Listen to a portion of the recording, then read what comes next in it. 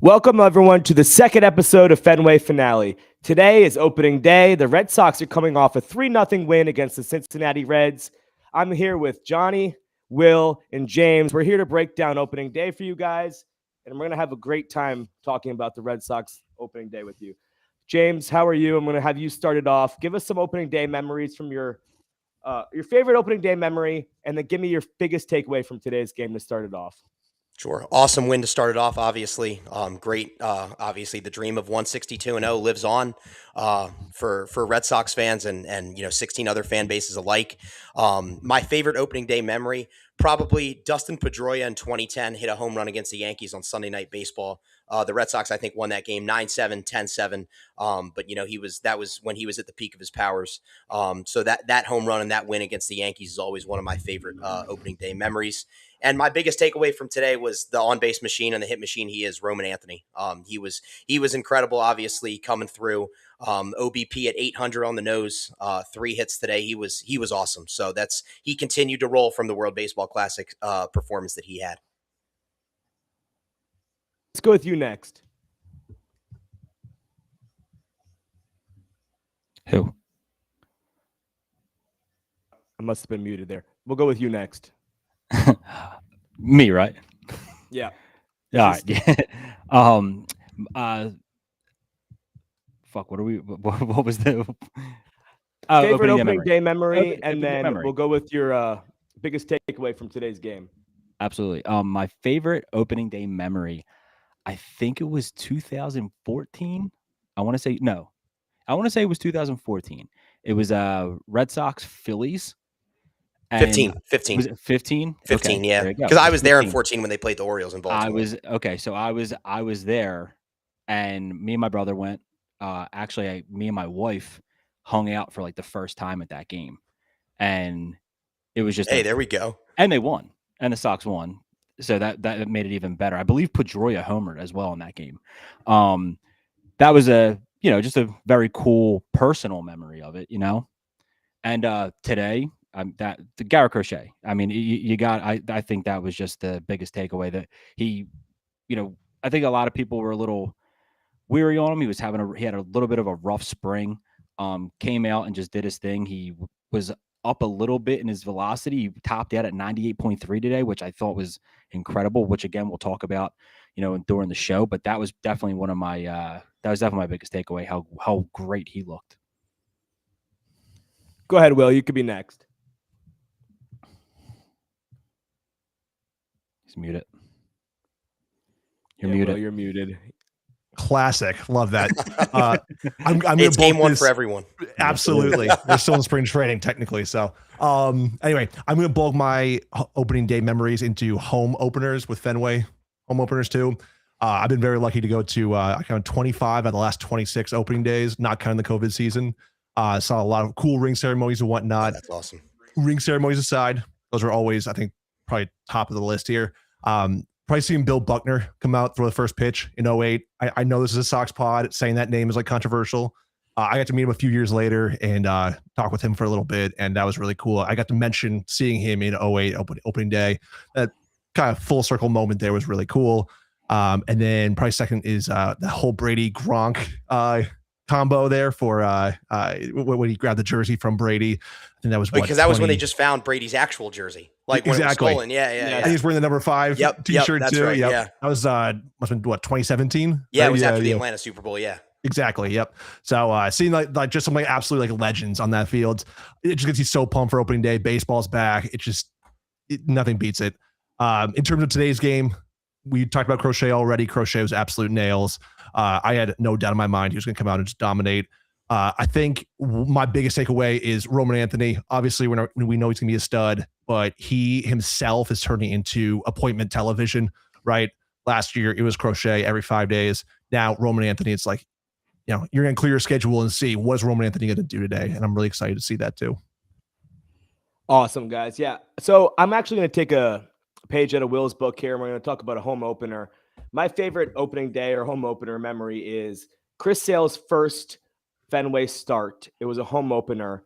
He went, I think it was 7 or 8 shutout innings, and then it was still 0-0 into like the 12th inning, and Sandy Leone hit a walk-off 3-run home run to win it. and that was one of my favorite games I've ever been Oh, to against in Pittsburgh, person. right? It was about 33 Yeah. degrees. I was sitting out in center field bleachers.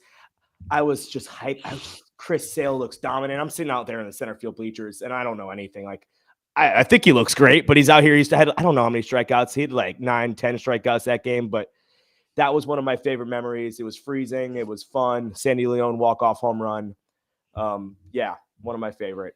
And I'm going to go pretty basic. Roman Anthony, I think we could take a page out of – I think I saw a graphic from – I'm going to take this. ESPN put out a graphic today. It was all these superstars in the background, and then Roman Anthony was right in the beginning in the front center stage. And that's just telltale sign of how respected he is around the league for a 21, 22-year-old. He is so respected around the league. People are expecting big things out of him, and I can't wait to see what he's going to put out in his first full season in the major leagues. It was awesome watching him on opening day. Can't wait to watch him on Saturday. So Roman Anthony was my biggest takeaway. He's the best, most important person in this lineup. And if the Red Sox are going to go anywhere, it's going to be because Roman Anthony carries him there. Yeah, and I think, one point I wanted to add on Anthony, obviously he doesn't have the speed of your prototypical leadoff hitter, but the guy just gets on base. He's an on-base machine, had an OBP over 400 last year prior to the injury. And if he's going to continue to get on base, it doesn't matter how many bases he steals. He's going to be on base for Story, Duran, Contreras, etc. Whoever's hitting 2, 3, 4, giving them the opportunity to drive him in. And he's patient, and as we saw today, he hits the ball hard because those exit velos were something to behold. That's for sure. So off the top of my head, it was 112, 110, and I think 88 miles per hour exit. 88 on the second hit. Yeah. Oh yeah. I mean, he's hitting the ball hard. He didn't lift anything today, which is fine. Honestly, he had 3 hits. I don't care. That's the one knock on him. If we have one, is he doesn't lift the ball. He hits the ball on the ground, but he hits it. That power's coming. That power's coming. I bet Sal Stewart that he lifted one. Christ. Sal Stewart had a great game too as another rookie, and dude, that was insane though. With literally one arm too. Yeah. 110 off like the forearm. I mean, and talk about Stewart. He had a great spring training. He's carrying that over. He's a good player, man. He went 3 for 4 really today. Yeah. The way he inside it 25 that ball bombs late in out the of game. him. Yeah. He had a really nice he took it the other way. Yeah. And it like later on in the game, it was a really good at bat. Like he's a smart hitter. It just sucks. I mean, they're trying to find a spot for him. Obviously, first base is just is what it is. But yeah, I mean he's definitely going to be a good player. I feel like this Reds team has a lot of random players they just stick at first base. Like, didn't they stick Christian Encarnacion Strand at first base? They stuck Heimer Candelario, who they released, was at first base for a while. Like, they had a lot of guys still like paying that him, I think. stuck at first base. Yeah, that was. Go ahead, James. I cut you off, but go ahead. No, what I was going to say was another takeaway from especially early in the game against Abbott. They were swinging early in the count. His pitch count was low through 3 innings, but I love the aggression. Roman Anthony, first pitch of the game. Yep. I mean, that was beautiful. OB said it pretty funny when they did that because it was like the first 2 innings were within like the first 10 minutes of the game. Yeah, exactly. Like the first 10 minutes after first pitch, it took 10 minutes to get to inning 2. He's like, can't believe it, but we're already in inning 2. Like, Crochet threw 4 pitches in the bottom of the first. Like, how do you beat that? It was nuts, dude. We know OB doesn't like sticking around for long, so I'm sure he loved it. He was quite okay with that. Yeah, exactly. So my first note for the day you guys were talking about was how quickly the first 2 innings went. My first note of the day was 2 hits, 10 pitches for the first thing of the Red Sox. They got 5 batters and 10 pitches. That was pretty cool to me. I mean, not cool. I like James brought up the aggression against Abbott early was nice to see. But when you're grounding into double plays, you're getting yourself out early. I think that's something this Red Sox team is going to have to work on going forward. I know it's game 1 and it's hard to say. When you don't have the power this team does, you're going to have to grind out at bats. And I did like the aggression early. Obviously, it worked out. We won the game. But a pitcher of Andrew Abbott's caliber gets in a role like that, 10 pitches, 15 pitches through 2. When this pitcher is that good, this team's going to struggle, I think, when they swing that hard or they swing that early in count. So I do think they need to work the count off, especially against lefties, because I think this team will struggle against lefties more than righties. But it worked out. It worked out. They had 12 hits. What was it, 11 singles? Something like that. Yeah, I think Something Myers' like pinch that. hit was the only extra base hit. Yeah. When you have the pitching staff they have, you can have the approach like this. I like the approach, but I do think going forward, they will have to be more patient. It was just the first note I put down in my notes here. 10 pitches, 2 hits, 5 batters faced is hard to do. I just kind of want your thoughts on that. To be honest, I don't really think it was something that like I'm gonna sit here and be like, oh, they need to work on, so to speak, because I feel like what they tried to do was ambush him early, thinking that he was gonna try to like, it's the first start of the year. They're probably thinking he's gonna try to get strike one. He's just trying to get it over the plate. I don't really think it was like I think it was kind of just I'm trying to ambush them, see if they can ambush them early, do their best to get them out of the game as quickly as possible. Obviously, it didn't work, but like it wasn't a plan that was successful. But I definitely I see, like we also see how Roman Anthony is. The guy's got the best eye in baseball, maybe the best eye. Like I mean, he's up there with Juan Soto. Like in my opinion, the way he looks, the way he like we saw in the when he challenged that ball late in the game. Yeah. Like that's the type of eye that he has. So like I'm very confident in the fact that they're gonna be less aggressive than they were today. I think they were just really amped up because it's game one on the road. You want to do your best to try to get Abbott out of the game as quick as possible. But it just didn't work out, to no avail, but it is what it is. And I think my biggest takeaway overall is that they actually had a plan. Whether you agreed with it or not, they had a plan. And we saw last year they had a plan. A lot of the times when Bregman was in there, the middle of the summer when he wasn't in there before that 10-game winning streak, their offensive approach kind of waned, especially after the Devers trade. Not immediately after, but there were it came and went. And I think you look back the last few years, they weren't as offensively sound in terms of an approach. I think guys were going up there. They were still learning how to hit and learning how to be professionals. And now you see guys like Abreu, guys like Duran, they're coming into their own and really they have an approach. And as a team, they're all bought into the approach. It's not 9 individuals hitting, it's a team hitting. We're all in on the same approach. I think personally, that's my biggest takeaway from it. Yeah, entering the season too, we could all predict that we are going to win and lose some games by 1, 2, 3 runs. The margin of victory is not going to be some 7-0 games or anything like that crazy. But my biggest takeaway here is we had 3 runs, but on 12 hits, 10 left on base. Right? We're not struggling to get guys on base. We're not, at least from again the 1 game sample size, but we're not striking out a bajillion times. We're getting guys on base. Now it's just a matter of getting them home and scoring those extra runs here and not leaving them on base too much. But the 12 hits, extremely encouraging. And that's a better problem to have than leaving 2 guys on base over 4 hits. Like that. That's the thing. We're baseball fans. We're crazy. It's 1 game. This stuff will get worked out.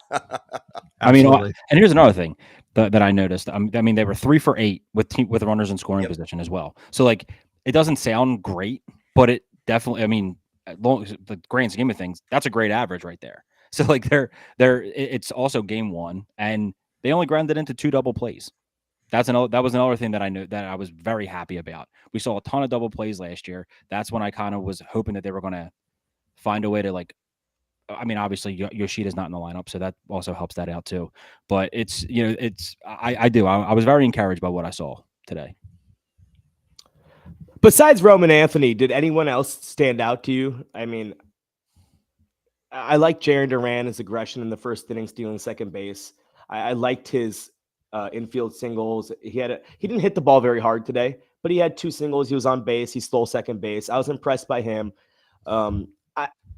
Just selfishly, there might have been some sort of concern in my mind of him adapting to full-time DH, just because it's not something he's ever been accustomed to in his life. I can promise you Jarren Duran grew up, he was playing shortstop as a little kid. He moved to second base in college, and he got to play center field once he got to the professional ball. That guy never had a DH in his entire life. I was concerned to see how he would adjust to that, and I was happy. Do you guys have any thoughts on that? No, I think, obviously, I think it's something where he's not going to DH 162. He's going to get in the outfield, whether it's to give Seti a lift, whether it's to give Willier a lift, whether it's to give Roman a lift. It doesn't matter. They'll find a way to get him in the outfield, get those other guys a day off their feet. Maybe they're playing 13 out of 14 and they want to get everyone a day off. They can rotate those 4 through. And then obviously you have the Yoshida portion of the equation. But I don't think it's going to be as pronounced as he plays 150 out of 162 at DH. I think they'll be able to spread it out more. Now, granted, I was surprised that I was, heard it on Section 10, was looking at the numbers last night. He only DH'd twice last year. Was surprised to see that. So he will definitely get his fair share of at-bats as the designated hitter, but I don't think it's something to be concerned about, because he'll be in the mix of the field. And Lou mentioned it too. Him DHing gets him off the field, and can focus on what he does best, and that is running and stealing bases on the base paths. Yep. Again, I keep talking about it, but his rework swing, like now he's able to really focus in on being a good DH instead of having to split on how to improve his time in the field too. So I'm pumped for him to be a full-time DH, but obviously I do want to see him in the field a good amount, respectively. And AC likes to throw this out a lot. He loves when guys are athletes and to be athletic. And I think that helped Jaron, rise in 23, 24, obviously last year. I think now, look, we know how much of a freak athlete he is. He can focus on being a hitter and specifically focus on being a baseball player, not just an athlete. And I think focusing on that is gonna help him a lot as well. I loved how in the beginning, going into this season, the whole big thing was we have too many outfielders. And now it's like, I'm looking at it like, I don't want to get rid of any of them. Like I never really wanted to get rid of Duran. I know that was like a big hot topic. Everyone was big on getting rid of Duran. I mean, the guy is a potential 6 to 7 win player at his best. Yeah, I think he's gonna make the All-Star team this year. He's that good. And I feel like we not us per se, but you go on Twitter, you go on, any social media, they're throwing him away for a Spalding basketball. It was very odd to me, how quickly they were ready to just get rid of him when we know what the potential. Well, I mean, the playoff series left a bitter taste in everyone's mouth. Sure. I mean, and all of ours included probably, but it's Absolutely. You got to look bigger picture, and it's that was probably going to be the easiest way to get rid of the logjam. But they're going to kick the can down the road until they literally can't, and we'll see how it goes. Somebody's probably realistically.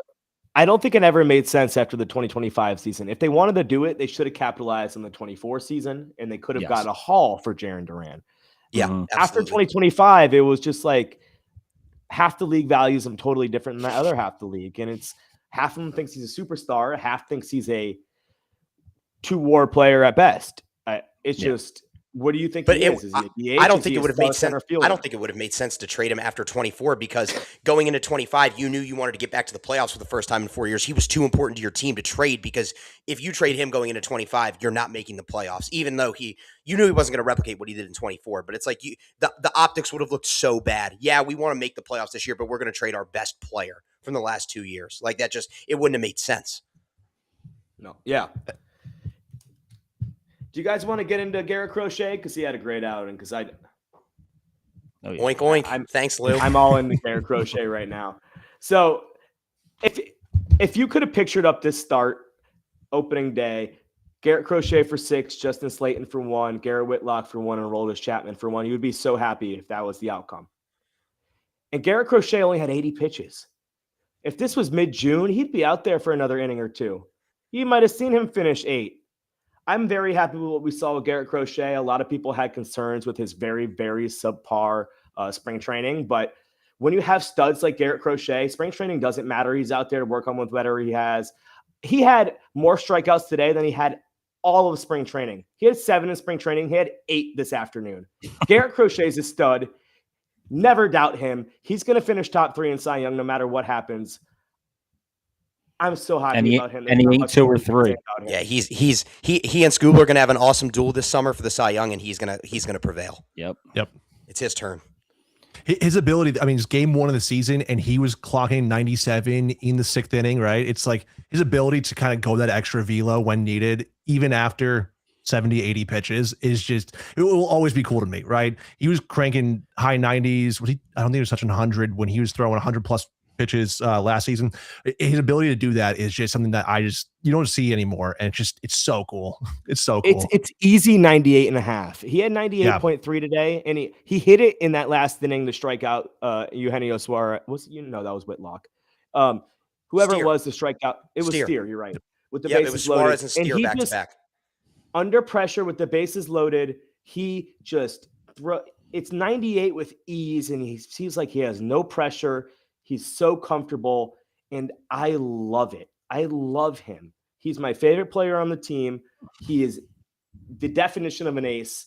And I'm so glad he's on this baseball team because every single time he takes the mound, you feel confident you're going to win, even if they don't give him run support. And they didn't really give him run support.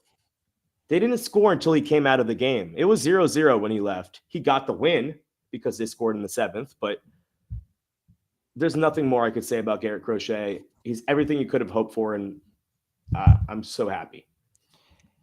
Yeah, my biggest thing is like I want him in bubble wrap for the other days that he's not pitching.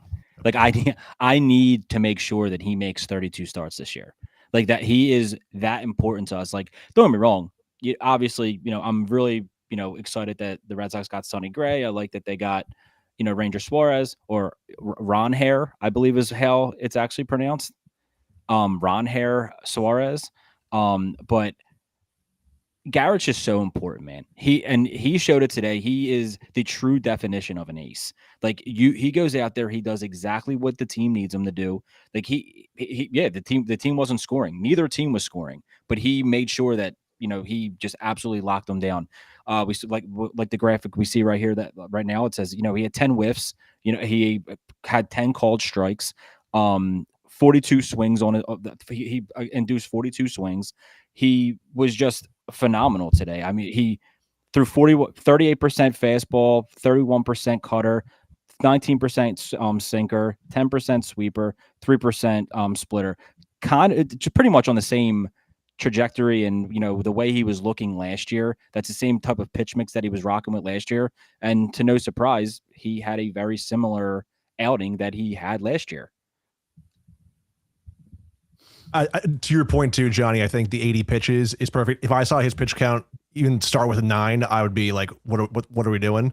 And it's we still got 6 dominant innings from him with 80 pitches. It's exactly what we needed for game 1. It's setting the pace for the rest of the series and the beginning of the season too. So love this. The 10 whiffs too. I forget the exact breakdown, but out of the 10 whiffs, it was across the board in terms of types of pitches. And that's what I love to see too. It's not just one dominant pitch that he has to rely on. He can go to any one of his pitches at any time and get that whiff and get that strikeout and really dominate the inning. Yeah, and I also think, obviously, Crochet's a strikeout pitcher. Had over 250 last year, but through 3 innings today, only had 2 strikeouts. You will see him pitch to contact, and he doesn't just rely on the strikeouts. It's not like he has to get 9 through 5, and that pitch count is up in the 90s. I think that's the biggest thing with him. He's a pure pitcher. He's not just a strikeout guy. He's not pitching to contact with 2 over 6. Like obviously, he's gonna get his Ks. They're gonna rack up. But he's going to be a pure pitcher, and that the strikeout to Steer was so awesome. I mean, I know you touched on it, Nick, but it was unbelievable. That's what you pay him the big bucks for. 3-2, 2 outs, obviously. And he comes back with the cutter after the fastball to Suarez to get the previous strikeout. I thought the cutter was his best pitch today. Just went to it in every big spot and was able to induce weak contact to get the strikeout. And I think the cutter is probably going to end up being his most important pitch because guys know what the fastball is, know what the slider is. The cutter, he kind of leveled up last year, didn't really throw it in Chicago in 24. If he can continue to take the next step with the cutter and add it to a nasty 3-pitch arsenal, there's only so much more he can do to level up. It's like it's ball game over. The breakdown of the whiffs were 3 on the fastball, 4 on the cutter, 2 on the sinker, 1 on the sweeper. Yeah. So yeah, it was just a dominant outing, man, and it was like we keep saying, it was exactly what we needed. We saw how that 6th inning was going, and I've previously, if any other number 1 other than Sale, I guess that they've had back in 2018. I don't think I would be that confident in a guy getting out of that. Yeah. Though he just sat there and I was like, it's okay. I had no qualms and no feeling that a run was going to be scored there. That's a good feeling. Yeah. He was calmer on the mound than I was on my couch watching him. Same, dude. Same. Yeah. That's the best part about Garrett Crochet. It's just, he seems more confident when the bases are loaded. It's so nice to be, because I get all upset and very going out his inner dice cat, like Will said. When Will just said, I get worked up on the couch, I'm nervous, the bases are loaded. But when Garrett Crochet is up there, he can flip a switch in his mind and just, I'm going to throw this 199 by you, and I don't care. I'm better than you. That's what Garrett Crochet is, and that's what I need out of my ace. I love it. War pig. Yep. Oink, oink. Oink, oink.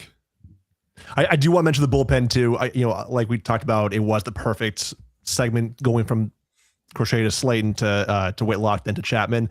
But Slayton first comes in. It was kind of wild. I'm sorry, not Chapman. Bailey comes out, gives him a little bit of talk, and then he kind of shut it down from there. He looked pretty good after that little pep talk. Whitlock, with proper rest, look what he can do. Everyone that the best setup man in baseball. Sorry, Yankees fans. Cy Young vote getter this year. It will happen. He got his rematch against Suarez. Whitlock had 4 whiffs. He looked great today. Won the battle this time.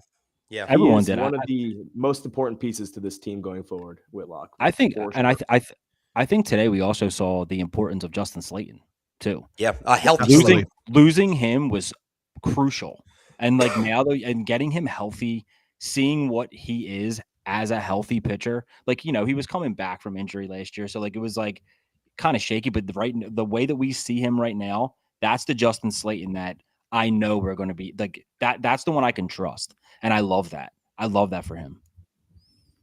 Yeah, and then touching on, obviously the bullpen was great. They're going to be a strength of this team, just like the rotation. But kind of switching subjects here to when the bullpen came in the game. Start Marcelo Meyer. The dude is a ball player. First pitch hunting. First pitch hunting, laces a double in the gap, obviously scores on the Rafaela single. I know Cora loves his platoon, wants IKF, wants Monasterio in there. Find a way to get Meyer consistent at bats, even if it's half the time against lefties. This dude has to play every day.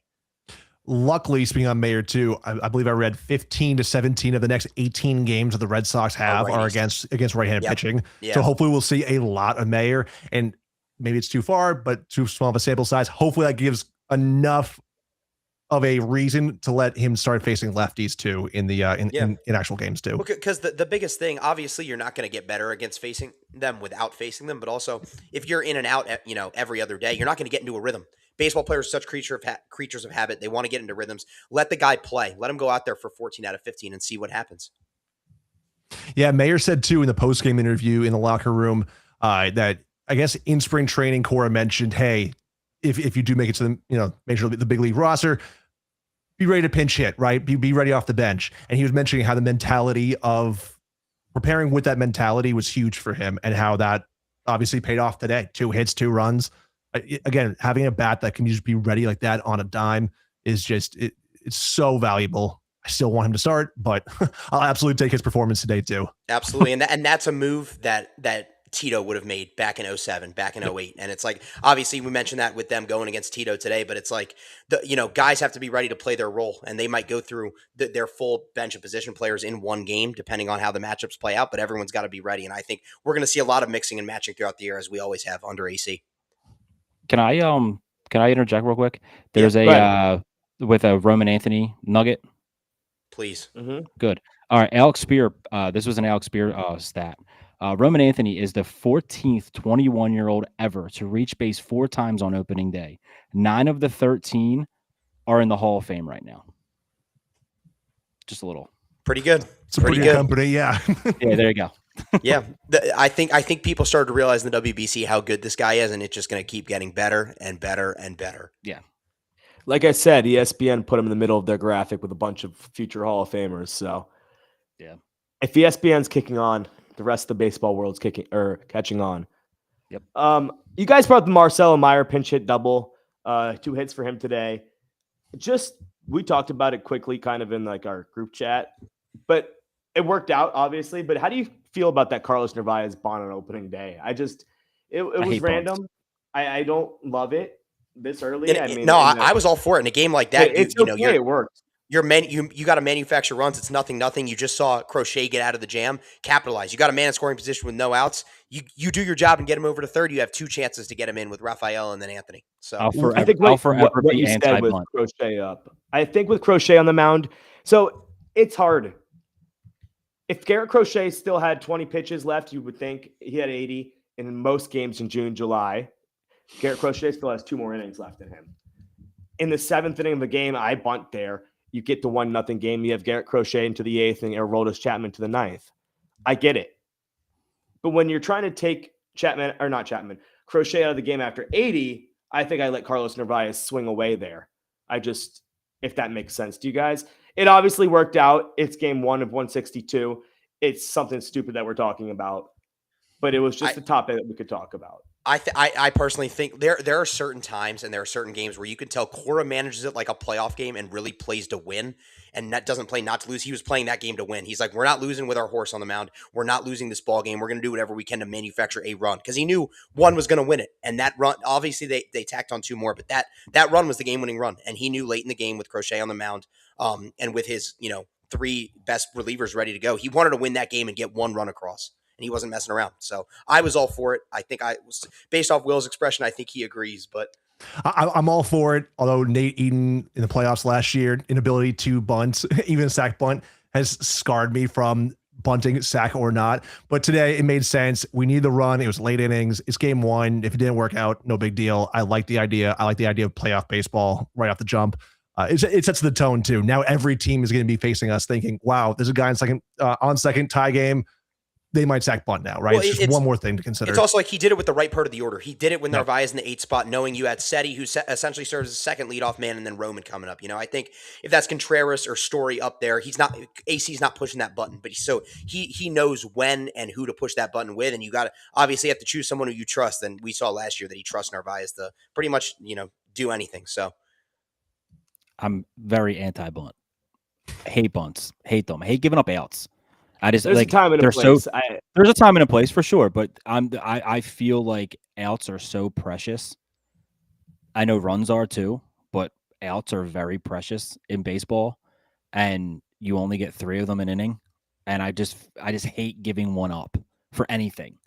I don't know. It's not my favorite thing. I trust AC because he is my manager, and he always will be. But hopefully, but like he kind of treated that like an extra inning. You have a ghost runner second with nobody out. Sure, and I get that. I'm understanding of that, and like you said, it's time and place. Yeah, but I don't want the bunt to be something that we're known for. No, I don't think that's going to be well. Here's the thing: the Red Sox kind of have one main way to win games. They pitch themselves to wins by scoring a few runs and winning by 0 to 3 runs. So it's like, I'm not going to say it's a staple every game, but it's like, if they're going to win with that style, they're going to have to manufacture some runs. There's going to be like lulls through the season where the offense isn't picking themselves up, and that's how they continue to manufacture runs, get guys on base, whatever. And here's the other thing about opening day, kind of is like a playoff game. You have all the pomp and circumstance. You have the bunting. In Cincinnati, you have the parade, the intros. It's like everyone's juiced up. So.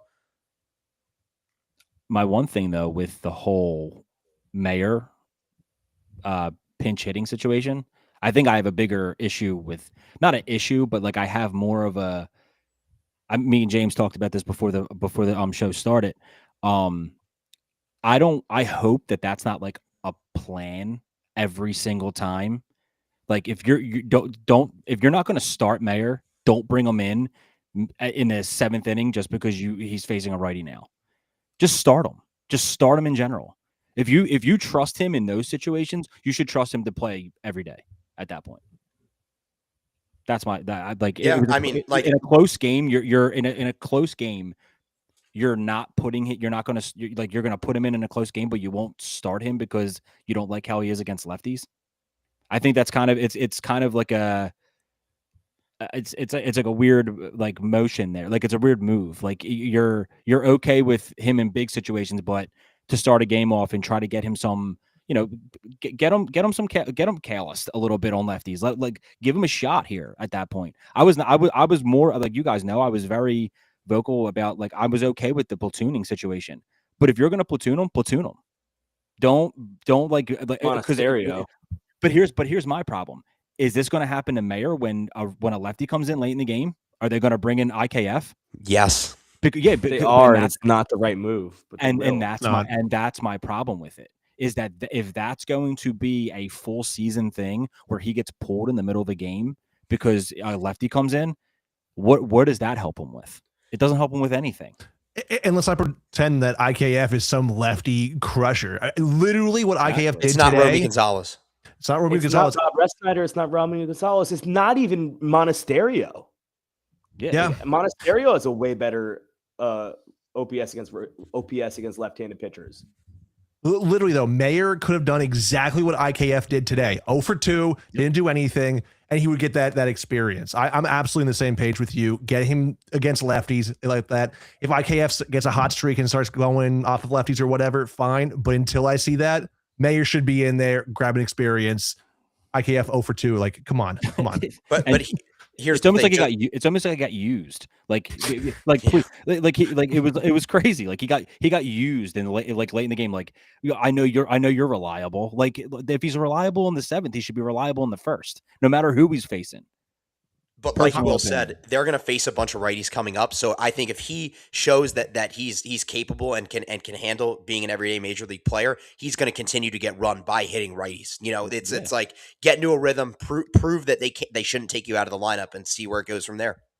I want to make sure I give Mayer his peanuts. He actually hit the farthest ball today too. I think it went like 360 on that double too, and it went opposite field, left center. So I'm all for it. Big Mayer fan over here. Yeah. Start selling. You guys want to move into we all kind of agreed this was the play of the game, was the Roman Anthony ABS challenge, right? We all kind of agreed with that. Mm-hmm. I think I want to talk about how that kind of sparked the squad to score some insurance runs in the 9th inning, and also how big of an impact this is going to make on Major League Baseball. That inning was over. That wasn't over. Like, that inning was over. We were heading to the bottom of the 9th, 1-0 with Aroldis Chapman against his former team. Yep. That inning would have been a lot more stressful for all of us watching if it was 1-0 compared to 3-0. I honestly kind of overlooked the ABS system. I thought, that you get 1 or 2 challenges a game. How big of an impact is this going to make? That just completely changed this entire game, in my opinion. And I think you guys kind of agree. If they didn't score those insurance runs, it was different. And I knew as soon as that ball was low, he instantly went for the tap, and I knew he was going to get it right. And it took seconds. It was like 3 seconds, ball, and then we scored 2 runs within 5 minutes later. Like, it's going to change baseball. It really is. And I kind of just want to hear your thoughts about it. And I didn't realize how big of an impact it was going to have. And it already had that big of an impact on game 1. I think my biggest takeaway is obviously Roman is going to, he's going to be able to challenge whatever he wants. But I wonder what Cora's plan is to, like, who he gives a long leash to on being able to challenge and whatnot. Because it's like, obviously from the defensive side of things, I'm sure he's going to give leeway to Narvaez and the pitcher out there. But I'm talking about just offensively, who has a long leash to, okay, I thought that missed, I'm going to tap. Who sent the article this afternoon about that? I didn't get to read it. Was it a Tim Healy article? I don't know. Probably someone sent it this morning or this afternoon. Yeah, it was Tim Healy's piece in the Globe this morning. Yes, it was a game plan about who was going to have what runway or what leeway on tapping it. I didn't read it. I also think that evolves as the season goes on. Yep. But like you said, Roman Anthony's going to have whenever he wants. I'm assuming Tristan Casas, when he comes up here, he'll have some sort of green light on that. But it's going to be really cool to see who is going to get the green light and who's not. I don't know if a guy like Ceddanne Rafaela is going to be able to tap his helmet whenever he wants, because he has less knowledge of the strike zone as Roman Anthony or, another player, but it's really curious. It's a cool storyline to follow, and it's going to be cool to watch. So also, good. I was just gonna say too, I keep praising Roman, as all of us do. He is 21 years old. He was so confident with that ABS call, 9/10 of an inch of a miss, right? And he's 21. He has less than a full season in the majors of at bats. He's getting used to major league pitching. He's getting used to a lot of things, and he hit like that confidence of just like, yeah, this is that missed the zone. I'm tapping here too. I also want to bring up the idea too that it never really crossed my mind until I was watching the game. And actually, shout out to my dad. He kind of mentioned it too. The situational factor of calling for that ABS too. Top 9th. This would be strike 3 for the 3rd out. Possibly your last at bat, right? If everything goes correctly, why not challenge it, right? Yeah, if you lose it, you lose it. It's like exactly. It doesn't matter. Yeah, you have it, right? It's almost like challenging too. And it resets in extras. If for some reason they score a run, you get another one in extras. So and Roman mentioned that too in his post game with Jemai, and I thought that was just really intelligent. But also too, again, 9/10 of an inch, and just how quickly he jumped. I love that. I love that. His vision is elite. Well, this is to everyone on Team USA talk about whether it's DeRosa, Judge, Harper, you name it. his presence, his aura. You're seeing it right in front of your own eyes. Yep. And this is like, I feel like today, like that specific at bat should be like the poster child for why you have a guy like Roman Anthony lead off. He got that extra at bat. He got that extra plate appearance because of him leading off. And it paid dividends. It was huge. We like that right there. Like he advanced us to get to another spot there to then score 2 more runs. Like that is such a huge advantage of having a guy like that. And the fact that he is, like you mentioned, like James, you mentioned, he's 21 years old. Like, and he has like I mentioned it earlier, he might have just as good a vision as Juan Soto does. Like the way he's able to read the strike zone, and Nick, like you mentioned, it was so quick, boom, he just tapped the helmet that fast because it was, he knew that was a ball. He knew that was going to be called a ball. And like that it's refreshing to have a superstar again. Like it's been some time. And it's happening again. That's one of the biggest things I've been preaching since Mookie Betts trade is I miss superstars. Rafael Devers was never that guy. He was a great hitter, but he wasn't a superstar. This is a superstar. This is a guy that's going to be a top 10 player in baseball for the next 10, 15 years. And I cannot wait to see how he develops even further. I hope the power... I hope he can hit like 45 one year. I don't know if that will happen, but if he can start lifting the ball consistently, he hits the ball harder than anyone in the league. He's eventually going to tap into tap into like 30 homer potential. I think 40 is a bit high, but I think as 30 could happen as he this gets year. Stronger, he's going to get he's eventually going to get to 30. I mean, he's strong. We see that. We see the exit velos. Like, I mean, he added muscle this offseason. If he can find a way to lift the ball, I mean, he have 8 homers last year? 9? 9, 6. I think. 6. I thought it was 8 or 9 he had last year. Either way, I mean, it's something to like grow off of. Like it was a little bit before. It wasn't right away. I think it was like his 6th or 7th game until we saw his first homer. Like like lifting the baseball. His first home run was in Seattle. I know that for sure. Yes, it was in Seattle. Yeah, he had 8 last year. Yeah, and it was like I think it was like his like 6th game in his career. Like so, like it was a little bit, but that's just who he is. When he finds it and he gets on that groove, and I think that's what happened last year. He started grooving, we started seeing the power coming, and then he got hurt. So like that's something that we can probably, I feel like I can count on. Like if once that first homer comes this year, like during the regular season, obviously he homered in the World Baseball Classic and in spring training as well. But like once that happens, it's just going to roll from there. We're going to start seeing that power develop again. Well, he was getting on a run before he got hurt last year. Two out of those 4 games in Baltimore, he led off with a homer, and then that Friday against Skeens in Boston, he had a homer. I mean, that was 3 the week before he got hurt, and then 2 weeks before that, he had 2 in Houston. Like he was getting on a roll in August, and then beginning of September, he gets hurt, and that's that. But yeah, that's what I'm saying. Yeah. Once he gets that one, it's just going to roll. Exactly. Yeah. I also think too. I mean, that exit velo we keep talking about when he basically broke hit the first baseman's hand today. His power literally broke up a double play. That would have been a textbook 3-6-3 double play to end the inning. Yeah, because it was hit so hard. Is he the first person to break up a double play by shattering a wrist? It's got to be. It's like I don't think I've never, and the ball was in the air. If he that would have been caught in the air. He would have just go back to first. Yeah, like that would have been there's multiple ways that could have been a double play. Oh yeah, but like that, but it was hit so hard he couldn't even adjust. Sal Stewart could not adjust to that. I wasn't even giving him credit for the possible catch. I was like figuring he would drop it from his hitting it so hard. Yeah, exactly. Second base, get back to over first. Like a movie, it blows through his glove. Yeah, with like a flame. All right, guys. So, do you got any other topics you want to discuss tonight before we just talk about the next game? Just quick or anything else from today's game you want to bring up?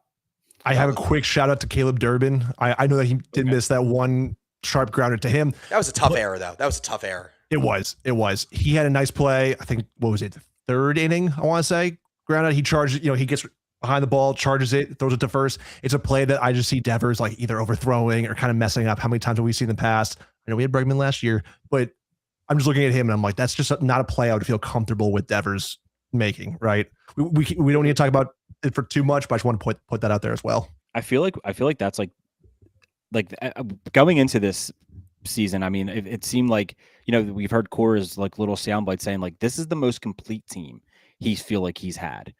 And, Will, you just mentioned the word comfort. Like, I weirdly feel comfortable with this team. Like, I know they're not, we're not going to have the juggernaut, offense that everyone wants. But we might, though. Who knows? I mean, these players can hit, and we know that. But like, I just feel like we're, there's a comfort level right now. And I know it's game one, and I understand that. Who knows how this season's going to play out? But like, I definitely feel better right now. It's like weird. Like even last year, like even with Bregman and like Cassis and everyone being healthy, and here, or like this is just a comfort level. Like I feel like I just know that like no one's going anywhere. Like it's weird. Like there was drama last year with Devers. It was just a lot of bullshit last year. Where I feel like this year it's just kind of like they're just playing ball. It's just a bunch of a good group, a good mix of people of players just playing ball. And I feel like that's just something we haven't felt in a while. Yeah, the only drama really is going to be that inevitable fifth outfield. The fifth outfielder whenever that happens. Yeah. If somebody gets hurt when he returns, whatever it may be. But yeah, and Yoshida at this point, like what is he? Like so like and taking dry swings in the dugout. Yeah, they look good in the dugout. They look great. World traveler Masataka Yoshida. I kind of want to touch on what Johnny said, how comfortable people are on this team.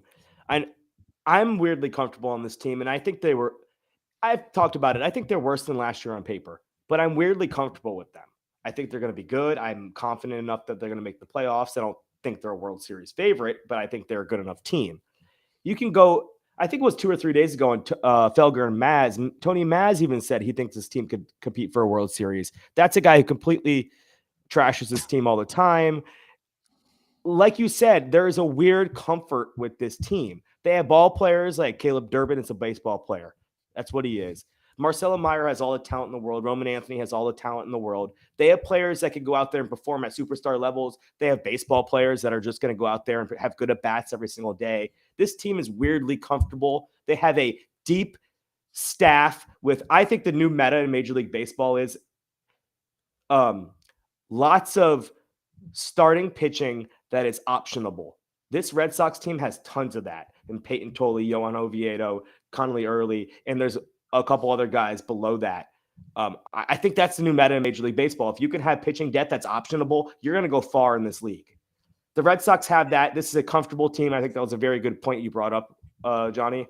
Yeah. If Tony Maz is out here saying this team can go on and run into the World Series, he thinks this team's going to make the playoff, then we should too. Yeah, I mean, it's the arms that you need to win a World Series, to win playoff series. Obviously, the offense is going to have to follow suit, but you need to get that depth organizationally before you can reach those heights. And they were talking about this pregame, like right before they were talking about the pitching pregame. Like This is like, it's not like I believe it was Tom Caron who mentioned it, that like the guys who are in are like the reserves aren't just like, like it's okay, like whatever, like they're just going to get us through until like these are like legitimate pitchers. Peyton Toll was a legitimate pitcher. Like these are legitimate guys who would start on a lot of teams right now. The Red Sox just have the luxury of being able to kind of let Peyton Toll and Early, I know Early's up right now, as is Oviedo, but like they have the option. And they have like it's a good thing that they have going right now, where it's like these guys are young enough to where they really can't say shit either if they're not up here. Like, so it's like they can kind of do what they want and optimize that. And I love that. I think that's I feel like the theme of this year is comfort. I really do. Anything else, guys? I wanted to just quickly touch on the next game on Saturday. Just Sonny Gray versus Brady Singer. It was originally supposed to be Abbott, correct? It was Hunter Green, and then Abbott was pushed up to game one. So the Reds have had a lot of pitching trouble or pitching health trouble early on this season. Just a couple batting averages and lines against Sonny Gray. Sonny Gray has had a lot of time in the NL Central, so a lot of these players have seen him. Ellie De La Cruz is batting 455 off him with a 1.773 OPS, so that's one guy you got to watch against Sonny Gray. Matt McClain, it's only 2 at bats, but he's 2 for 2 with a home run, so that is someone you have to watch. Spencer Steer is 5 for 9, so another guy that's had a lot of success. Besides that, everyone else has been pretty bad. But those are 3 guys I think you have to watch against Sonny Gray on Saturday. But yeah, I still think the Red Sox will have the pitching advantage, and I think you looked up today offensively. I think they're going to go out there. They're going to put up good at bats. They're going to have hit. They're going to hit. It's how many extra base hits they're going to put up there. So if it's up to me, I think the Red Sox will take at least game 1 and game 2 of this series, but you never know. I think it's advantage to the Reds. They have seen Sonny Gray a lot, where we haven't seen as much of Brady Singer. Sharon Duran has had 10 at bats against him with the Royals. Willie Abreu's had like 2 or 3, I think. It closed now, but we haven't had as much experience against Brady Singer as the Reds had against Sonny Gray. Just something to keep an eye on, but I still think Sonny Gray is the better pitcher. I believe too. And again, not to support anyone's arguments here, IKF also has 16 at bats against Brady Singer too. Are we going to see Brady Singer? Are we going to see IKF forced against Brady Singer because of that reason over Mayer? I hope not. No, start Meyer. No, I know. Trust me, I'm in that same boat. But and Singer last year with a 4.03 ERA, logged 169 and 2/3 innings, struck out 163 batters. So I mean, it's sits 92 to 94 with the fastball. Red Sox obviously swung early and often against Abbott today. Go attack him with the same game plan. Especially you saw Anthony swing early, a lefty. Durant swing early, a lefty. A lefty against righty. Hopefully they can feast on that matchup. The one thing about Brady Singer is he's a heavy sinker bowler. Yep. It's weird. He's a heavy sinker bowler, but his sinker is terrible. Like, he had a terrible year. Like, yes, 2024, he had a decent sinker year. Last year, horrendous. So, like, it's kind of like a weird. It was a weird balance that they decided to go with. Like that. I don't know what happened when he left Kansas City that made him turn into what he is today. But like it got into one of the worst pitchers parks too. Yeah, and it to me, it's when he left Florida. I mean, when he came out of Florida, he was like one of the best pitching prospects out of that draft, and he never was great once he got to professional baseball. Like it's like his usages are very high. It's 41% was last year was 41% sinker, 28% slider, 11% sweeper, 11% four seamer, and 9% cutter. Roman hasn't really been that good against sinkers. Like last year, at least when he came up, he wasn't. IKF was horrendous against pretty much any type of pitching, but sinker specifically were not his game. So I don't think we're going to see him on Saturday. I don't know if they really read that much into it, but that's just 2 guys that I know of. But like I just don't really see Brady Singer being anything to write home about. His slider is decent. It's probably his best pitch, but it's the pitch he throws way less than his sinker. So I don't know. But I just don't really think he's anything to write home about. I'm more concerned about Sunday. It's right louder. I think an important note too, speaking about Sunday, Alex Cora mentioned that Yoshida is probably going to start on Sunday. Yep. Sweet. I think it's something that we could definitely revisit or at least talk about right now. If you guys have any thoughts on that. So I'm assuming Jaron will sit, right? Yeah, that's mine. Probably, or he'll play the outfield. Yeah. Maybe Rafaela sits. Maybe Rafaela goes to second. Please stop saying that. Not my idea. I didn't float it. For the love of third God. game of the season, please. We saw Cotillo float it. We saw Cotillo float it yesterday. He wasn't just putting it in his article for no reason. It's 9:45. It just like the game just ended 4 hours ago or so. Please stop talking about him playing second base. I don't want to see it or hear it. It's disgusting. I agree. It's going to end up.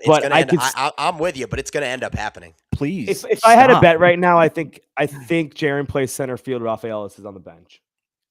I could see that. If that's probably. I think Meyer plays second base. Yeah, you want to put as many lefties in the lineup as possible. It makes sense. I could see And that. Louder, a guy obviously had a great college career at Wake Forest. He's a guy that fills up the zone. So, good opportunity for Yoshida, someone who has good discipline within the strike zone, doesn't strike out a lot to attack the zone. And, you use your opportunity to get hot if you're Massa. Absolutely. You guys got anything else? Any final thoughts? No, let's keep 162-0 alive. Let's keep 162-0 alive. You guys want to say where you guys can find you on socials? Johnny, you want to go ahead? Put your Twitter, plug your Twitter. On Twitter, X, whatever you want to call it, I am at Johnny F Baseball. Go ahead. On James, Twitter, X, I'm at 15 Higgins. Will, go ahead. And I'm Big League Will on all socials. All socials, yeah. All right. You guys can find me at N Diamond Media on Twitter, all socials as well. Thanks for following along. We had a few guys live. I'll get better at reading the comments as they come in. Matthew Crory from the Pesky Report had a few comments that I missed. Yes, sir. Shout out, Matthew. 15 minutes Matthew's late. So I didn't see that Matthew's until legit. after he probably left. But next time I'll get you live. But yeah, thanks for following along. You can find us anywhere on YouTube at Fenway Finale. I'm on Twitter at N Diamond Media. Thanks for following, and you'll see us again on Saturday night. Peace out, guys.